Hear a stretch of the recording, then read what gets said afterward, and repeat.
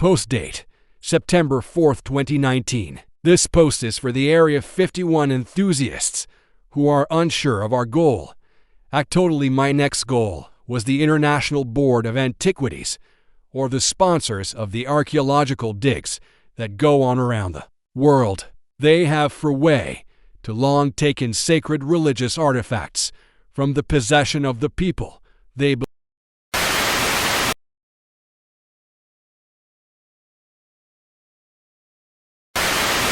belong to around the world, with promises that they'll be displayed for the world to discover, violating many of these people's beliefs and strict code of secrecy from the public. Not only that, but some of these artifacts never even make it to the museums or even catalogued by the archaeologists as being found and then sold to the black market buyers in order to make extra cash.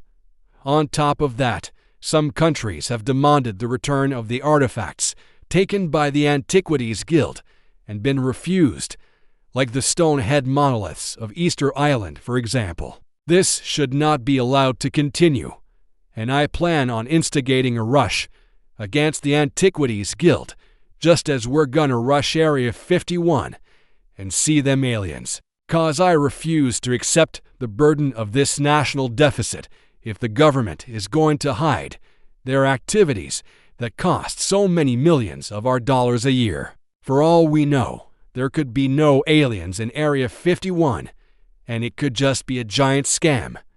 Corrupt politicians have been using all this time to embezzle money from the people. That's why they better hope we see some aliens, 'cause if it's all a hoax, and this black site is a money scheme cooked up by the government to hide the financial source of their second home in the Hamptons and golf club's exclusive membership fees, then the next place we know to run through is going to be the Senate Council chambers in D.C.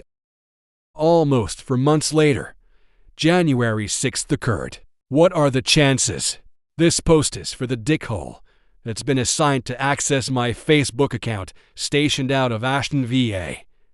I don't know which agency you work for yet, but don't think I can't track you down. Only reason I haven't yet is because I'd be no better than to trace a encrypted IP address because of the automated scramble and ghost tracker software installed in your processors, see. Also know as soon as I try any circumstantial evidence you've collected so far would suddenly have some validity enough for surveillance and monitoring report to be authorized D. All the above, which leaves me this point of reference that I don't know for sure who you work for, or even if you're not just some wonker snowblowing shaft bandit that randomly hacks my Facebook account every month and a half since the Storm Area 51 event last year. So, whoever you are, keep it up, and I'll track your address and have your pet get boxed in a FedEx package,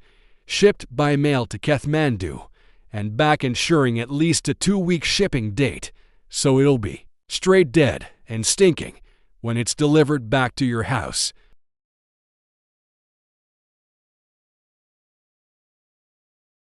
In Hindu legends, there is a tale that remains untold by powerful magic.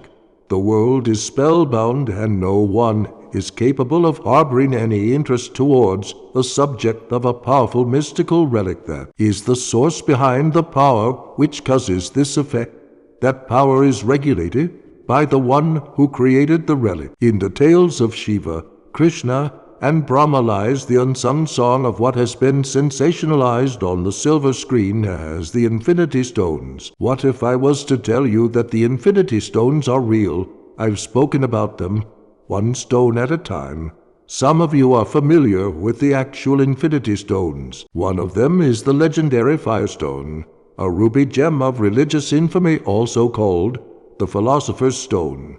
This mystical gem holds the power to grant immortality. The Celestial Sunstone, a blue amethyst gem, making the holder capable of understanding the very fabrics of reality itself. The Crescent Moonstone, an onyx gemstone capable of bringing to life whatever image the holder concentrates on. These 3 stones combined can unlock a sword of immense mystical power, known as the Stormbringer Blade, Demiurge, the Sword of Gilgamesh, the Dragon's Lair Sword, the Sword of Arthur, Excalibur. It has had many names and lays encased in stone. The only way to free the blade from its pedestal is with the 3 stones and the cursed book of the spirits, the Necronomicon. These are the legends that surround just 3 of the Infinity Stones. By referencing them by the name of the Infinity Stones, you would think that there are a total of 6 stones. But no, you are misled again. For at the source of these mystical gemstones, origins, it is revealed that there are a total of 24 mystical gemstones in the entire collection, known as the Stones of Creation. We've seen the power that just one of these stones can achieve. With the Philosopher's Stone, the Church managed to rule the earth for 2,000 years. Something I've learned about mystical artifacts is that despite the suggestion behind its name, these stones are not any tool of means by which God created the universe from or with. These relics mimic the abilities that such a being would naturally possess, not emulate through mystical objects that are used more like a lockpick to the universe. Wait a second, I smell something. Fine magic. What the hell do you giant dragonflies want? You might want to back up off me unless you want me to draw a map to Shambhala for the goblins to find, or maybe I'll do a video that outlines the location to the ancient city of Meridian.